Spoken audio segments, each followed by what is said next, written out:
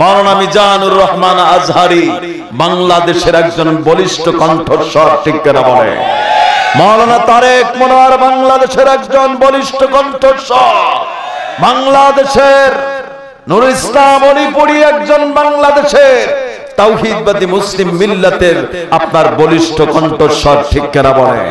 মাওলানা মাহমুদুল হক তিনি বাংলাদেশের একজন তাওহীদবাদী মুসলিম মিল্লাতের বাতিলের আতঙ্ক কণ্ঠস্বর, ঠিক কিনা বলে? বলেন ঠিক কিনা? আমার বন্ধুগণ, বাংলাদেশকে যত আলেমকে নিধন করে দেওয়া হবে, আল্লাহ পাক শ্রেষ্ঠ আলেমদেরকে এই পৃথিবীতে পাঠিয়ে দিচ্ছে, ঠিক কিনা বলে? বলেন ঠিক কিনা? মিজানুর রহমান আল আজহারীর আপনারা আলোচনা শুনেছেন, সুললিত কণ্ঠ দিয়ে অনর্গল কোরআন এবং হাদিস থেকে আলোচনা করে গোটা বিশ্বকে কি করে দিচ্ছে? মাতোয়ারা করে দিচ্ছে। বলেন সুবহানাল্লাহ, সুবহানাল্লাহু আকবার। অনেকে তার বিরুদ্ধে সমালোচনা করে, আমি বলতে চাই সমালোচনা করবেন না।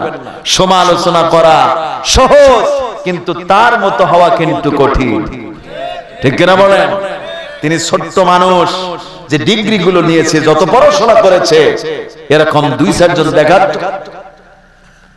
আমার প্রিয় ভাইয়েরা, এই জন্য আমি দোয়া করি আল্লাহ পাক মিজানুর রহমান আল আজহারি আমার দ্বীনি ভাইকে আন্তর্জাতিক পরিমণ্ডল ভাবে কথা বলে দেশের জন্য খেদমত করার তৌফিক দান করেন। সকলে বলি আমিন। তারেক মনোয়ার তিনি কোরআন এবং হাদিস দিয়ে গোটা বিশ্ববাসীকে আলোকিত করছে, তাদের জন্য আমরা সব সময় দোয়া জানাই, ঠিক কিনা বলেন? ঠিক কিনা? শুধু তাই নয়, এই বাংলাদেশে অসংখ্য আলেমে দ্বীন রয়েছে, সবার প্রতি আমাদের দোয়া। সবাই একটাই কথা বলছে, কোরআনের সত্য কথা, আদর্শের কথা, ঠিক কিনা বলেন? কিন্তু যারা বাতিল পন্থী, এদের কলিজায় লেগে যায়, এই জন্য এরা সহ্য করতে পারে না, তখন বিভিন্ন সমালোচনায় লিপ্ত হয়ে পড়ে। আমার বন্ধুগণ, আপনারা রিজাউল করিম কাউসারীর নাম শুনেছেন। তিনি জমিন থেকে ইন্তেকাল করলেন।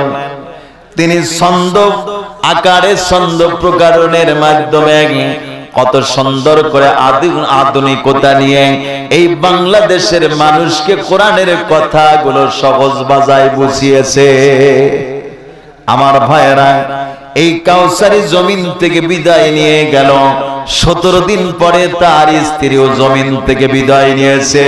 বাংলাদেশের অসংখ্য আলেমে দ্বীন, বাংলাদেশের তাওহীদ জনতারা কেঁদেছে, চোখের পানি ফেলেছে। কিন্তু আমার দেশের নাস্তিকরা মারা গেলে বাংলাদেশের কোন মুসলমান তাদের জন্য কান্না করে না, ঠিক কিনা বলেন? মাওলানা সিদ্দিকুর রহমান যশোরী তিনি মারা গেলেন, তার জন্য কত মানুষ চোখের পানি ফেলেছে, কান্না করেছে, আমার বন্ধুগণ দোয়া করেছে। কিন্তু বাংলাদেশে কয়েকদিন আগেও নাস্তিক মারা গেল, তার জন্য বাংলাদেশের কোন আলেম ওলামা কান্না করে না।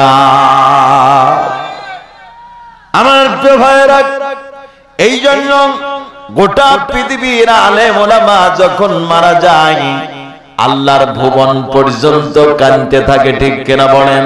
এই জন্য কবি সাহিত্যিকগণ বলেছেন, এমন জীবন করিবে গঠন, মরণে হাসিবে তুমি কাঁদিবে ভব।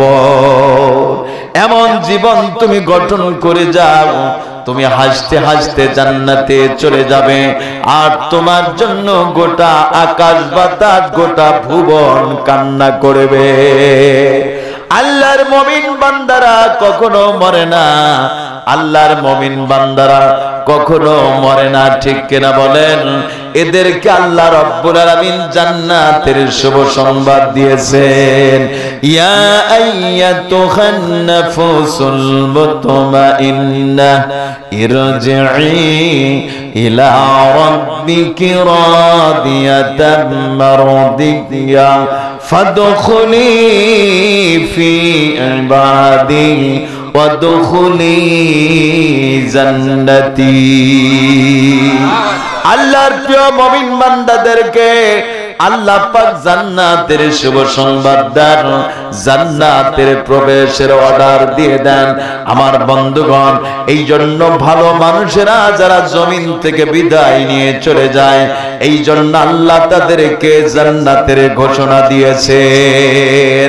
আর বামপন্থী রামপন্থী নাস্তিক যখন মারা যায়, ঘোষণা হয়ে যায় ফিহা নারি জাহান্নামা খালিদিনা ফিহা, চিরদিন তারা জাহান্নামে থাকবে নাস্তিকরা। ঠিক কিনা বলেন? জোরে বলেন ঠিক কিনা? এই জন্য আমি আপনাদেরকে উদাত্ত আহ্বান জানাচ্ছি, এই মাদ্রাসা প্রতিষ্ঠিত হয়েছে দ্বীনি প্রতিষ্ঠান, আপনারা খুশি না বাজার? কথা বলেন খুশি না বাজার? যেখানে কোরআনুল কারীমের শিক্ষা দেওয়া হয়। আমার নবীজি বলেছেন এই পৃথিবীতে শ্রেষ্ঠতম জায়গা হলো কোরআনের জায়গা। সুবহানাল্লাহ পড়বেন না? অথচ সেই মাদ্রাসার দিকে আজ তাকান, কি অবস্থা দেখেন। কত বরাদ্দ কত জায়গায় চলে যায়, ঠিক কিনা বলেন?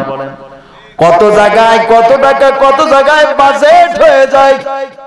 আমার দেশের কত হেফজুল কোরআন মাদ্রাসা রয়েছে, আজ পর্যন্ত কোন মাদ্রাসার জন্য কিছু বরাদ্দ দেওয়া হয় না। এর চাইতে দুঃখের কথা বলবেন কোন জায়গায়? আমার বন্ধুগণ, বাংলাদেশে আজ পর্যন্ত কোন একটি হেফজুল কোরআন মাদ্রাসা কিন্তু সরকারি নাই, নাকি আছে? অথচ আমাদের পার্শ্ববর্তী রাষ্ট্র হিন্দুস্তান, যদিও তাদের গভর্নমেন্ট বিধর্মী, এক নয় দুই নয়, হিন্দুস্তানে এক নয় দুই নয় 10,500 মাদ্রাসা কিছুদিন আগে সরকারি হয়েছে। কত হাজার?